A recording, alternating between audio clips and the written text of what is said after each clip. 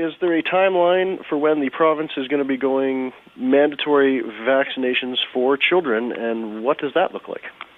Yeah, I actually don't see at this point that mandatory vaccinations will be required for children. I think there's a whole lot of considerations that we put into mandating vaccines, and as we've talked about a number of times, it depends on risk to the individual, but also the situation that we're in and risk to others by the protection that we have or don't have.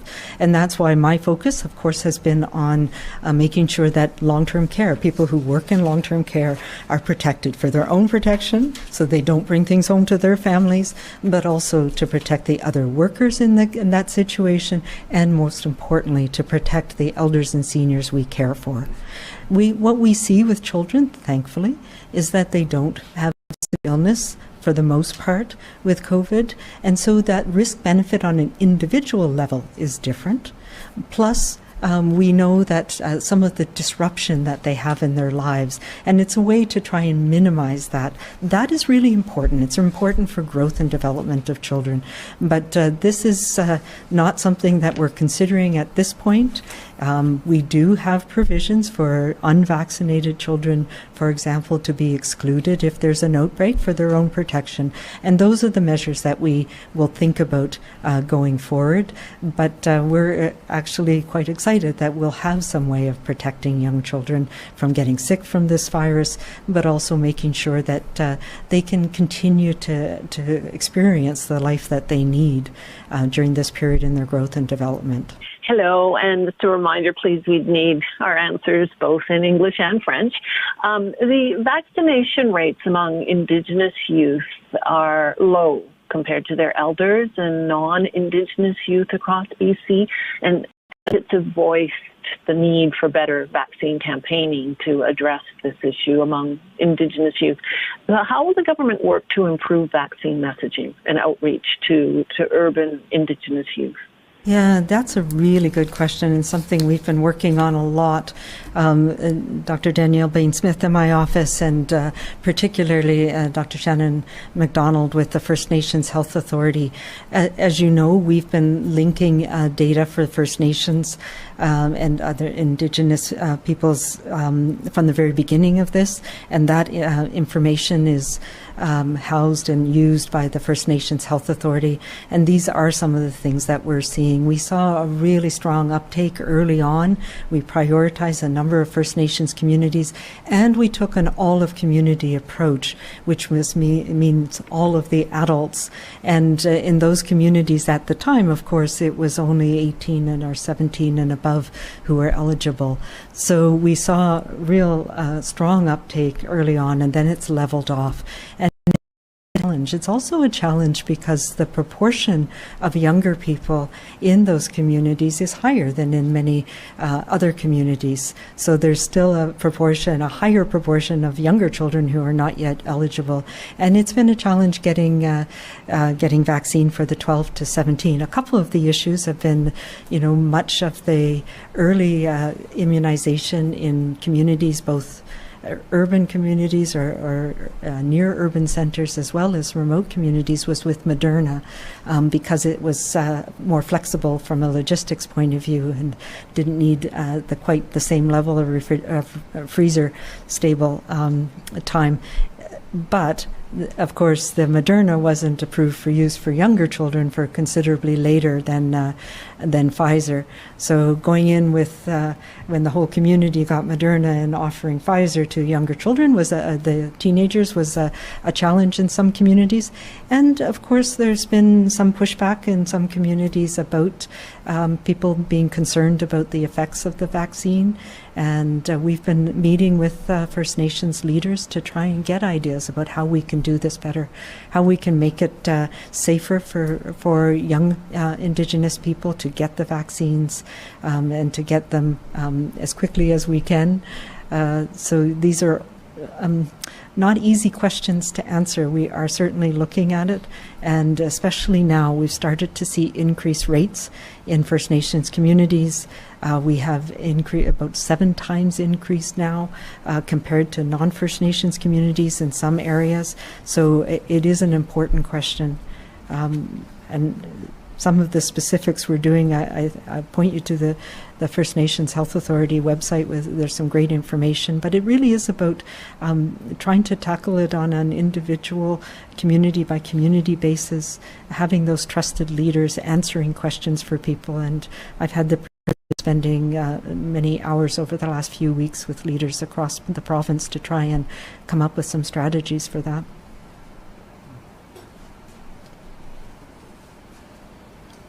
I think, Belle, certainly from the 12 to 17 population in the north, for example, we have around 50% two-dose vaccination in the 12 to 17 category.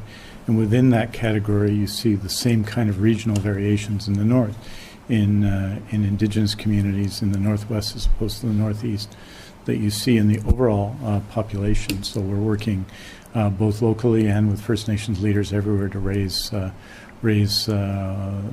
those rates, because that's extremely important. Early on in the pandemic, we gave priority to Indigenous communities, and we got to a certain level. For a long time, those communities were the most vaccinated communities for those reasons. But obviously now, we are now many months since it was offered, since COVID-19 vaccine has essentially been offered to everyone in that situation. While there are regional differences isn't borne out, and that's why we're making, and the First Nations Health Authority ourselves are making significant efforts to try and expand that and to raise those rates now. Yes, please. How many children aged 5 to 11 in British Columbia have already been registered to be vaccinated? We're wondering if you can elaborate on how you plan to roll out the vaccination program for children. Will the vaccine be available at the same time across the province, or perhaps certain communities targeted first? Looking for an update on, also where children will access the vaccine. Well, I can give you the generals. I know the minister has the numbers on the number of people who's been registered so far. We have about 340,000 children in the 5 to 11 age group. And we know from polls that have been done, I know there was one that just came out yesterday, that shows about half of parents, a little more than half of parents, want to have their children protected as soon as possible. So that's good news. And I know it's something we've been waiting for to make sure that we can support young people. And how we're going to do that will vary, and those details are still being worked out. It will vary by community. We expect that we will have enough vaccine to have it available everywhere in the province at the same time, but it will be different strategies depending on the community. We're talking, for example, in some of the more remote communities, we may do it at the same time dose for certain people in that population. So these things will vary depending on what, how the community would like to access. I will say that it will mostly be done by the immunizers that are experienced in providing vaccine to children in clinics, and so there's very specific family-oriented clinics in many communities, for example. It will not be largely through pharmacies or family physicians' offices to start with, because we need to continue to ensure that every dose gets entered into our IT system, and so we're looking at ways to facilitate that. We need to have every dose in our immunization registry. That, the 8 million and plus doses that we've had, it's what allows us to show the effectiveness and the safety of vaccines, knowing exactly which lot number of which dose has gone into each individual's arms. And we talked earlier about how do we know vaccine effectiveness by different brands of the vaccine, and that's because it is so important when we have new products like these that we measure that so fastidiously. So our IMS BC program has that ability, and we are onboarding pharmacies to be able to provide that. But we also hear from parents that they want to be with their child child. They want to be able to be in an environment that's supportive for children. So we're working those details out, which sounds there's. It will. It's hard to describe because there's going to be different ways of approaching it depending on the needs in different communities.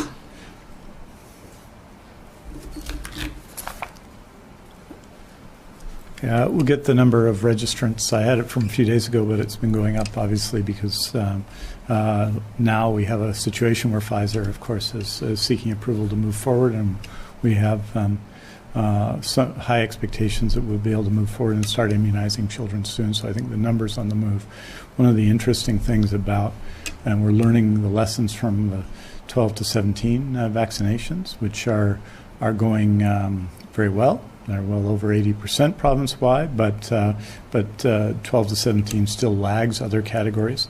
And if you look at the specific numbers within that, we understand that 17-year-olds and 16-year-olds and 15-year-olds and 13-year-olds and 12, you'll see a drop. So 17-year-olds are much more than 18-year-olds, 18 to 24 being over 90% in terms of immunization. And each time you drop an age year, we have a lower level of immunization. So we're learning the lessons. We're going to talk to people in terms of how we're the most effective, because, as Dr. Henry said, that's 340,000 children eligible, approximately, for the vaccine, and we want them to be able to get it and to meet the particular problems of getting a vaccine and getting a needle when you're a child, and all of those are real, and we're going to work our way through that. So it may look a little bit different.